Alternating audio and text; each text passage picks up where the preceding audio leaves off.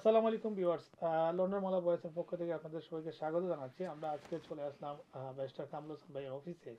আজকে আমরা যে নিউজটি আপডেট দিব সেটি হচ্ছে নেট মাইগ্রেশন 10% কমেছে ব্রিটেনে, অর্থাৎ ব্রিটেনের বাইরে থেকে যারা এদেশে আসতে চান স্টুডেন্ট ভিসা, ওয়ার্ক পারমিট, অন্যান্য ক্যাটাগরিতে সব মিলিয়ে 10% লোক কম এসেছে গত বছর, সেই পরিসংখ্যানটি প্রকাশ করেছে। এবং এর সাথে আরো কিছু আপডেট এসেছে স্টুডেন্ট ভিসার ক্ষেত্রে, সেই বিষয়টি নিয়ে আমরা আলোচনা করব কামরুল হাসান ভাইয়ের কাছে। তো কামরুল হাসান ভাই, আসলে আপডেটটা কি আমাদের ভিউয়ার্সদের উদ্দেশ্যে যদি বলেন। আজকে যে বিষয়টি নিয়ে আলোচনা করব সেটা হচ্ছে যে স্টুডেন্ট ভিসার রুটের ক্ষেত্রে কিছু পরিবর্তন আনার ব্যাপারে প্রস্তাব এসেছে। সেই যে চেঞ্জগুলো কি আসতে পারে, সেই কি প্রস্তাবগুলো, সেটি নিয়ে আমি এখন আলোচনা করব। যে regulate the recruitment of international student, এই স্টুডেন্ট ইন্টারন্যাশনাল স্টুডেন্টদের যে রিক্রুটমেন্ট যেটা আছে, এটা মূলত একটা রেগুলেট করার ভিতরে আনতে হবে। নাম্বার 2 যেটা আছে, ক্র্যাকডাউন করতে হবে যেসব রক রিক্রুটমেন্ট এজেন্ট আছে তাদের উপরে। তারা মূলত এনকারেজ করে থাকে এই যে সব স্টুডেন্ট যারা আছে তাদেরকে এই ব্রিটিশ ইউনিভার্সিটিতে ভর্তি করার এবং তাদেরকে এদেশে এই ভিসা পাইয়ে দিয়ে তাদেরকে এদেশে ইন করার সুযোগ করে দিচ্ছে। অতএব এই যে রক রিক্রুটমেন্ট এজেন্ট আছে তাদের উপরে একটা ক্র্যাকডাউন হবে। এই সেকেন্ড যেটা প্রস্তাবের কথা বললাম। থার্ড যেটা আছে সেটা হচ্ছে ইউনিভার্সিটির উপরে মূলত একটা প্রেশার আসবে এবং সেইটার ব্যাপারে যে প্রস্তাবটা দেওয়া হচ্ছে সেটা হচ্ছে একটা টাপার কমপ্লায়েন্স আনা হবে।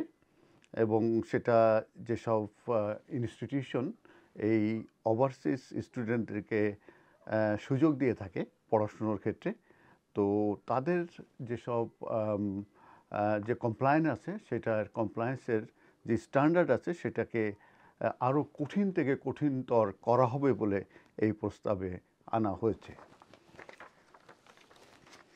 এরপরে যেটা প্রস্তাব আনা হচ্ছে যে স্টুডেন্টদের এদেশে আসার ক্ষেত্রে তাদের কিন্তু একটা মেনটেনেন্স দেখাতে হয়, সেটা 9 মান্থসের।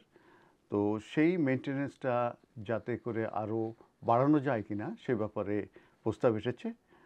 এবং আমরা জানি যে যে ফিনান্সিয়াল সেলফ সাফিসিয়েন্সি যেটা 9 মান্থের এখন যেটা যেটা আছে, যে 9 মাসে যে পরিমাণ তাদেরকে দেখাতে হয় সেটা মূলত ভবিষ্যতে বাড়ার সম্ভাবনা রয়ে গেছে, এই প্রস্তাবে বলা হয়েছে। আর ইংলিশ ল্যাঙ্গুয়েজ অ্যাসেসমেন্টের ক্ষেত্রেও একটা প্রস্তাবনা আছে। সেখানে বলা হচ্ছে যে স্ট্যান্ডিং ইন্ডিপেন্ডেন্ট অ্যাসেসমেন্ট কীভাবে করা যায় এবং তারা এখানকার ইউনিভার্সিটির যে পড়াশুনোর যে ম্যাটেরিয়ালস আছে এটা তারা যাতে বুঝতে পারে সেই ধরনের তাদের কোয়ালিটি কিংবা ক্যাপাসিটি থাকে। তো এই ধরনের অবজেক্টিভ স্ট্যান্ডিং ইন্ডিপেন্ডেন্ট অ্যাসেসমেন্টেরও একটা প্রস্তাব রয়ে গেছে। আর পরে যেটা আছে সেটা হচ্ছে যে ফেস টু ফেস কোর্স করার ব্যাপারেও একটা প্রস্তাবনা রয়ে গেছে। আগে আগে রিমোটের যে ডেলিভারি ছিল সেটা হয়তোবা টোটালি বন্ধ হয়ে যাবে এবং এটা ফেস টু ফেস কোর্সই মূলত হবে।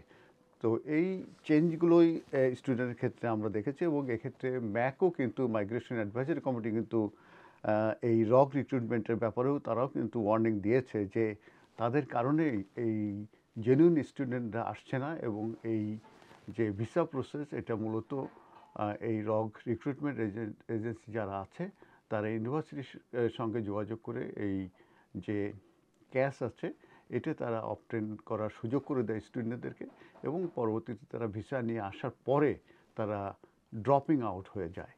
তো এক্ষেত্রে আমি যেটা বলবো যে আমাদের বাংলাদেশের কমিউনিটির যারা এই দেশে এসে থাকেন কিংবা আসার চিন্তাভাবনা করছেন তাদেরকে বলবো যে আপনারা ইংলিশের উপরে আসলে আপনারা জোর দেবেন এবং ইংলিশ আন্ডারস্ট্যান্ডিং, ইংলিশ স্পিকিং, তারপরে যেগুলো ম্যাটেরিয়ালস পড়াশুনো করে বোঝার ক্ষেত্রে কিংবা কোনো অ্যাসেসমেন্ট লেখার ক্ষেত্রে এই বিষয়গুলো যদি আপনারা প্রথম থেকে ট্রেনিং নিয়ে দেশে আসেন কিংবা এটার ব্যাপারে যদি আপনারা সেইভাবে প্রস্তুতি নিয়ে আসেন তাহলে কিন্তু এই দেশে আসার পরে আপনারা যে অনেক অনেক মানি ফিস দিয়ে টিউশন ফি দিয়ে আসার পরে যে ড্রপ আউট হয়ে যাচ্ছেন এবং দেশে ইলিগাল হয়ে যাচ্ছেন, সেটা কিন্তু সম্ভাবনা থাকবে না। অতএব আপনাদেরকে ইংলিশের উপরে এবং আরেকটা প্রস্তুতি নিয়ে আসা